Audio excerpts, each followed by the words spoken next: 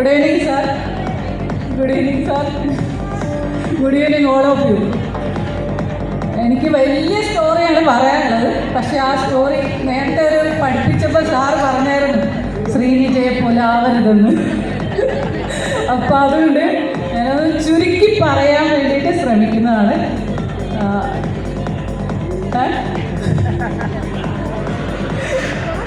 ചുരുക്കി പറഞ്ഞാലും ഉണ്ട് ഒരു പാരഗ്രാഫ്, എന്നാലും വേഗം പറയാം. ഞാൻ ഈ ഗസ്റ്റ് പെയ്ഡിൽ വന്നിട്ട് ആകെ 3 മാസമാകുന്നതേ ഉള്ളൂ. അതിനു മുമ്പ് ഒരുപാട് ജോലികൾ ചെയ്തിട്ടുണ്ട്, ഒരുപാട് സ്ഥലത്ത് ചെയ്തിട്ടുണ്ട്. പിന്നെ ഈ BMW ഒന്നും ഇല്ലായിരുന്നെങ്കിലും ഒരു പ്രീമിയർ പത്മിനി ഉള്ള വീട്ടിലായിരുന്നു. അപ്പം ആ വീടും സ്ഥലവും ഒന്നും ഞാനിപ്പോൾ പറയുന്നില്ല. എൻ്റെ ഒരു പിടിവാശി കൊണ്ട് ഞാൻ സ്വന്തമായിട്ട് ഉണ്ടാക്കണം എന്നുള്ളൊരു ആഗ്രഹം കൊണ്ട് എല്ലാവരും തന്നതെല്ലാം ഞാൻ എൻ്റെ റിലേറ്റീവ്സിനും എൻ്റെ ഫ്രണ്ട്സിനും എൻ്റെ ജീവിത പങ്കാളിക്കും ഒക്കെയായിട്ട് ഫുള്ള് കൊടുത്തു. എൻ്റെ കയ്യിലുണ്ടായിരുന്ന സകല സമ്പാദ്യവും ഈ ഗസ്റ്റ് പെയ്ഡിൽ വരുന്ന സമയത്ത് എൻ്റെ ആ സമ്പാദ്യം ഉണ്ടായിരുന്നെങ്കിൽ ചിലപ്പോൾ ഇവരുടെ പ്രോജക്റ്റിൽ പകുതിയോളം എനിക്ക് വാങ്ങിക്കാൻ പറ്റുമായിരുന്നു. പക്ഷെ അതെൻ്റെ പണമല്ല, ആ പണത്തെ ഞാൻ ആഗ്രഹിച്ചുമില്ല. അതുകൊണ്ട് എൻ്റെ എല്ലാവർക്കും ഈ നല്ലൊരു സുഖമായിട്ട് ജീവിക്കുന്നുണ്ട്. പിന്നെ എൻ്റെ ലൈഫിൽ എനിക്ക് ഒരു പരാജയവും സംഭവിച്ചിട്ടുണ്ട്.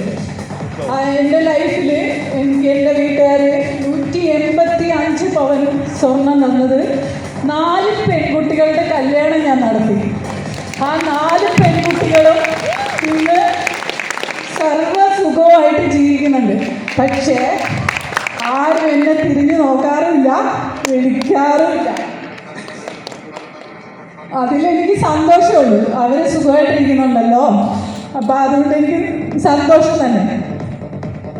പിന്നെ സ്വന്തമായിട്ട് 10th കഴിഞ്ഞപ്പോൾ മുതൽ സ്വന്തമായിട്ട് അധ്വാനിച്ചാണ് ഞാൻ പഠിച്ചത്. ഒരു ദിവസത്തെ വരുമാനത്തിന് വേണ്ടി ഒരിടത്ത് ജോലിക്ക് പോയപ്പോൾ എല്ലാവരും എന്നോട് ചോദിച്ചു, ഇത്ര വലിയ വീട്ടിലെ കുട്ടി എന്തിനാ ജോലിക്ക് പോണേന്ന്. പക്ഷേ എൻ്റെ വാശിയായിരുന്നു, ഞാൻ അധ്വാനിക്കുന്ന പൈസയിൽ നിന്നും എനിക്ക് പഠിക്കണമെന്ന്. സാറ് പറഞ്ഞ പോലെ അച്ഛനും അമ്മയും പഠിപ്പിച്ചത് പഠിച്ച് ജോലി വാങ്ങിക്കണമെന്നായിരുന്നു. അപ്പോൾ ഞാനും സ്വന്തമായിട്ട് പണി ചെയ്ത് പഠിച്ച് ജോലി വാങ്ങിക്കണമെന്നുള്ള രീതിയിൽ ഞാൻ ജോലിക്ക് പോയിക്കൊണ്ട് തന്നെ പഠിച്ചു. ജോലിക്ക് പോയ സ്ഥലങ്ങളിലൊക്കെ എനിക്ക് ജോലിയൊന്നും തന്നില്ല, അത് വേറെ കാര്യം. എന്നിട്ട് എവിടുന്നോ ഒരു ജോലി കിട്ടി. എൻ്റെ ആദ്യത്തെ സാലറി എന്ന് പറയുന്നത് ഒരു മാസം 1500 രൂപയായിരുന്നു. 10 മണിക്കൂറെന്ന് പറയുന്ന സാറ് പറയുന്ന വർക്ക്, അതായത് 8 മണിക്കൂർ വർക്കും 2 മണിക്കൂർ എൻ്റെ പോക്കുവരവും എല്ലാം ചേർന്ന് ഒരു മാസത്തെ എൻ്റെ വരുമാനം 1500 രൂപയായിരുന്നു ഫസ്റ്റ് സാലറി. അവിടെ നിന്ന് 1500 രൂപ കൊണ്ട് ഞാൻ സ്വന്തമായിട്ട് പഠിച്ചു. ഡിഗ്രി വരെ എടുത്തു. അതിനുശേഷം എൻ്റെ ജീവിതത്തിലേക്ക് ഒരു ജീവിത പങ്കാളി വന്നു.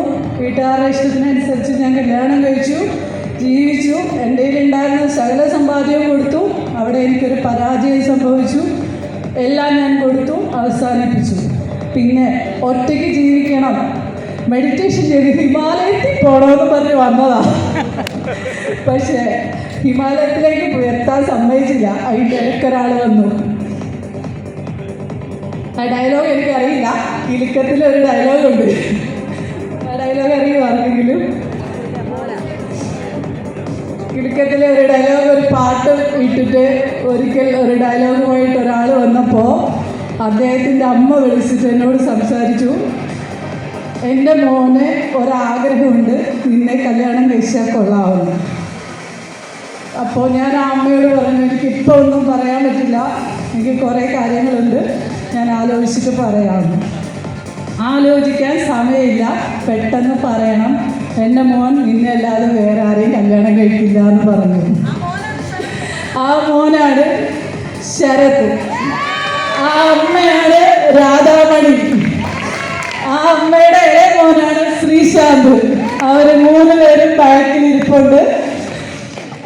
അവരെ 3 പേര് സ്റ്റേജിലേക്ക് സ്വാഗതം ചെയ്യുന്നു. ശ്രീമതി ചേച്ചിയുടെ ഫുൾ ഫാമിലി പ്ലീസ് നല്ലൊരു കൈ കൊടുത്തു നമുക്ക് സ്റ്റേജിലേക്ക് നമ്മൾ സ്വാഗതം ചെയ്യുന്നു.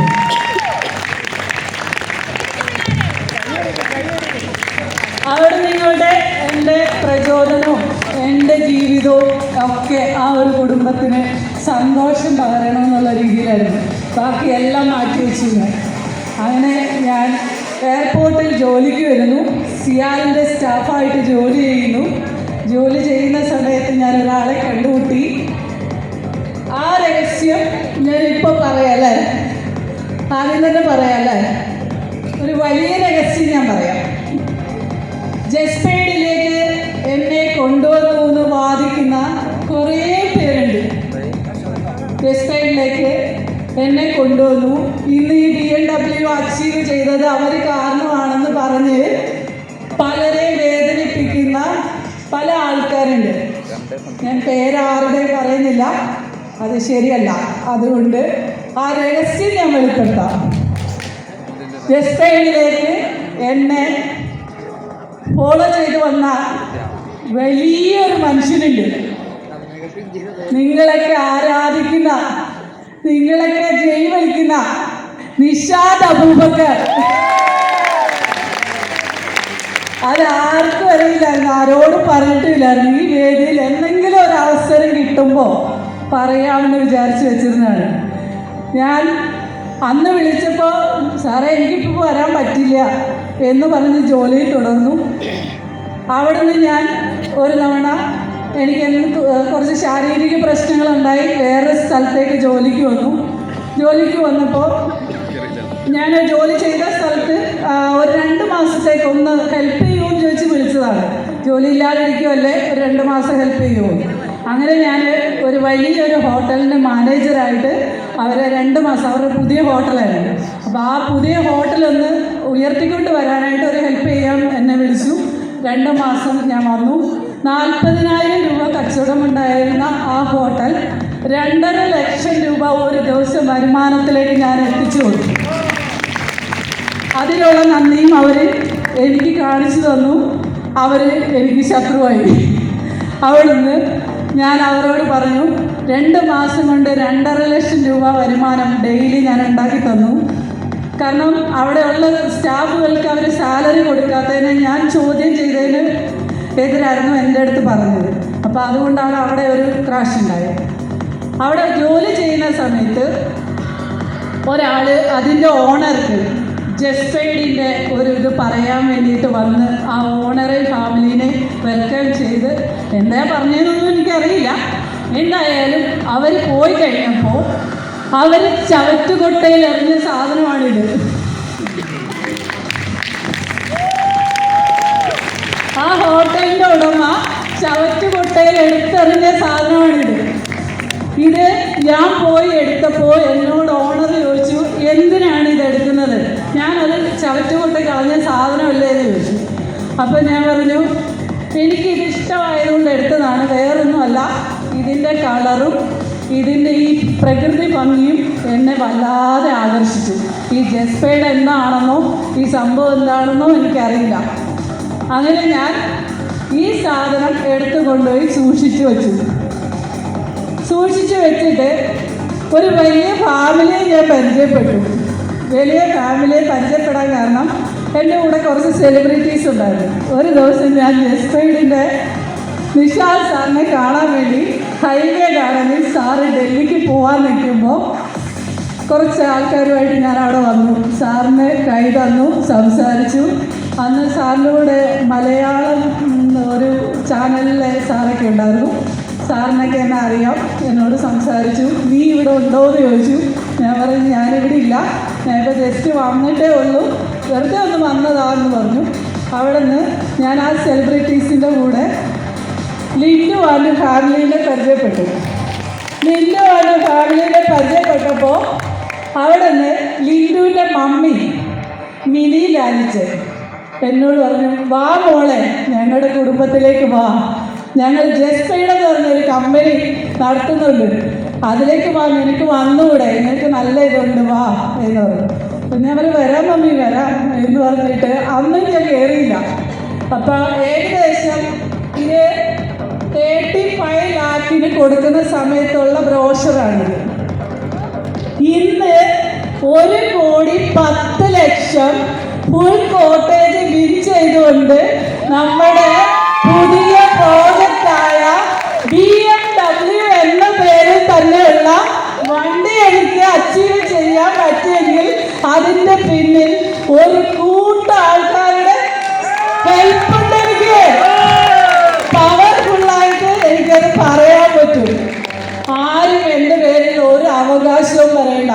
എൻ്റെ പേരിലുള്ള അവകാശം എനിക്ക് മാത്രമേ ഉള്ളൂ. അതെനിക്ക് ശക്തമായിട്ട് തന്നെ പറയാൻ പറ്റും. ആരും 1 രൂപ തന്ന് എന്നെ ഇവിടെ കൊണ്ടുവന്നതല്ല. ഞാനും ആർക്കും 1 രൂപ കൊടുത്തു വന്നതല്ല. ഒരു വലിയ മനുഷ്യൻ്റെ വാക്കുകൾ വിശ്വസിച്ച് അദ്ദേഹത്തിൻ്റെ യൂട്യൂബ് ചാനലും അദ്ദേഹത്തിൻ്റെ ഇൻസ്റ്റാഗ്രാമും അദ്ദേഹത്തിൻ്റെ വാട്സപ്പിൽ വരുന്ന മെസ്സേജുകളും പിന്തുടർന്നുകൊണ്ട് ഞാൻ ഇന്ന് ഈ വേദിയിൽ നിന്ന് സംസാരിക്കണമെങ്കിൽ അത് സഹിച്ച് സഹനത്തിലൂടെ വന്ന് പൊരുതി നേടിയതാണ് ഞാൻ. ഇതിൽ എനിക്ക് സപ്പോർട്ടായിട്ടുണ്ടായിരുന്ന എൻ്റെ അമ്മ, ഇതെൻ്റെ ഹസ്ബൻഡിൻ്റെ അമ്മയാണ്. എല്ലാവരും എൻ്റെ അമ്മയാണെന്നാണ് വിചാരിച്ചേക്കുന്നത്. അതിന് ഹസ്ബൻഡ് എന്നോട് വഴക്കാണ്. എൻ്റെ അമ്മയാണെന്ന് പറയുന്നില്ല, നിൻ്റെ അമ്മയാണെന്നാണ് പറയുന്നതെന്ന് പറഞ്ഞത്. അപ്പോൾ ഈ അമ്മ എനിക്ക് ഒരുപാട് ഹെൽപ്പ് ചെയ്തു. എൻ്റെ മകൻ്റെ കൂടെ കല്യാണം കഴിഞ്ഞതിന് ശേഷം നിങ്ങൾ സ്വസ്ഥമായിട്ട് ജീവിച്ചാൽ മതി എന്ന് പറഞ്ഞ് എന്നെ ചേർത്ത് പിടിച്ചൊരമ്മയാണ്. അപ്പോൾ എനിക്ക് ഏറ്റവും കൂടുതൽ സന്തോഷം കൊടുക്കേണ്ടത് ഈ അമ്മയ്ക്കായിരുന്നു. അതുകൊണ്ട് അവിടുന്ന് ഞാൻ ചിറ്റിലപ്പള്ളി കൊച്ചൗസേപ്പ് എന്ന് പറയുന്ന വലിയൊരു മനുഷ്യൻ്റെ അടുത്ത് ജോലിക്ക് കയറി. അദ്ദേഹം എൻ്റെ ആരാധനാമൂർത്തിയായിരുന്നു. ചെറുപ്പം മുതൽ ആരാധിച്ചിരുന്ന ഒരാളായിരുന്നു. വ്യവസായ രംഗത്ത് ഒരുപാട് ഞാൻ ഫോളോ ചെയ്ത ഒരാളായിരുന്നു. അദ്ദേഹത്തിൻ്റെ ബുക്സിന് വേണ്ടിയിട്ട് ഒരുപാട് നാൾ ഞാൻ നടന്നിരുന്നു. അതൊന്നും എനിക്ക് നടക്കാൻ പറ്റിയില്ല. എൻ്റെ ഹസ്ബൻഡിനോട് ഞാൻ പറഞ്ഞു എനിക്ക് അദ്ദേഹത്തിൻ്റെ ഫോട്ടോ ടാറ്റു അടിക്കണം. അപ്പോൾ ടാറ്റു അടിക്കണമെന്ന് പറഞ്ഞപ്പോൾ ഹസ്ബൻഡ് പറഞ്ഞു എന്ന് നീ അദ്ദേഹത്തിനെ കണ്ട് അദ്ദേഹത്തിൻ്റെ കൂടെ ഒരു ഫോട്ടോ എടുക്കുന്നോ അന്ന് ഞാൻ ടാറ്റു ചെയ്തു തരാം. ആ ഒരു വിശ്വാസത്തിൽ ഞാൻ അദ്ദേഹത്തിൻ്റെ കമ്പനിയിൽ ജോലിക്ക് ചെന്ന ഫസ്റ്റ് ഡേ അദ്ദേഹത്തിനെ എനിക്ക് മീറ്റ് ചെയ്യാൻ പറ്റി. അദ്ദേഹം എന്നെ ചേർത്ത് പിടിച്ചു. അദ്ദേഹമായിട്ട് ഫോട്ടോ എടുത്തു. അത് ഞാൻ കൊണ്ടുവന്ന് ഹസ്ബൻഡിനെ കാണിച്ചു. ഹസ്ബൻഡ് എനിക്ക് ടാറ്റു അടിച്ചു തന്നു. ഈ കൊച്ചൗസേപ്പിൻ്റെ ഫോട്ടോ. അതിനുശേഷം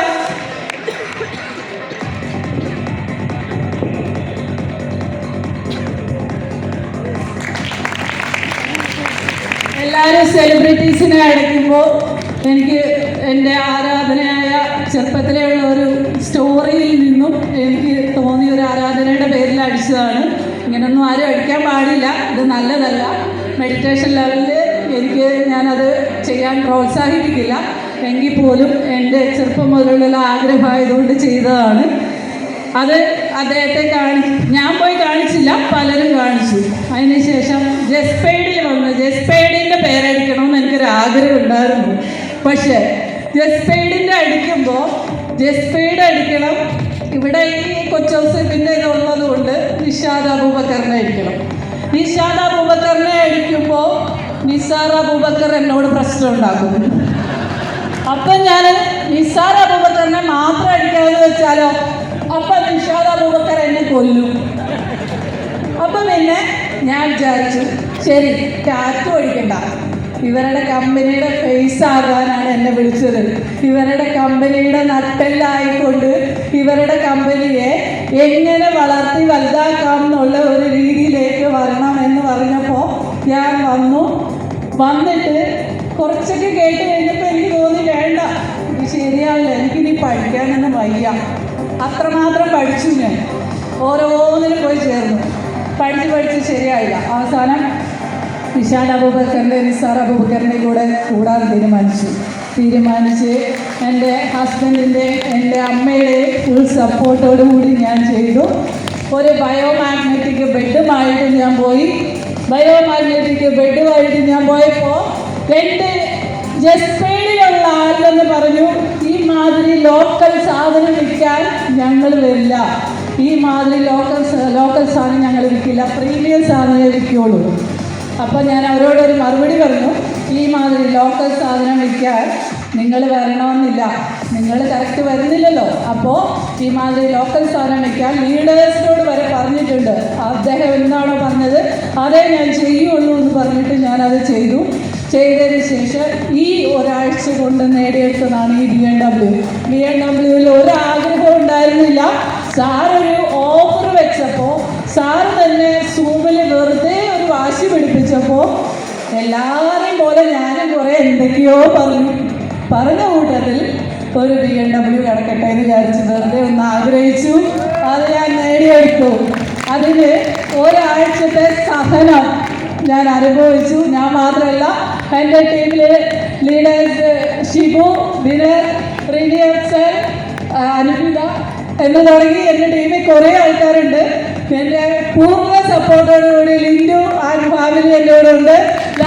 എൻ്റെ മൂത്ത മോളായിട്ട് എന്നെ ഏറ്റെടുത്തുകൊണ്ട് എനിക്ക് ഒരുപാട് കാര്യങ്ങൾ പറഞ്ഞു തന്ന പപ്പയുണ്ട്. അങ്ങനെ ഞാൻ മുന്നോട്ട് പോയത്. പപ്പ പറഞ്ഞു 10 ലക്ഷം രൂപയുടെ ഒരു ക്ലോസിങ് ചെയ്യാൻ പറഞ്ഞു. പപ്പ നടക്കില്ല എന്ന് പറഞ്ഞു. 10 ലക്ഷം. ഇനി എൻ്റെ അടുത്ത ലക്ഷ്യം ഡിഫൻഡറാണ് സാറേ. സാറേ ഡിഫൻഡർ എനിക്ക് കാരണം നമ്മൾ BMW പറഞ്ഞു കിട്ടി അല്ലേ, ലക്ഷ്യങ്ങൾ അവസാനിക്കുന്നില്ല.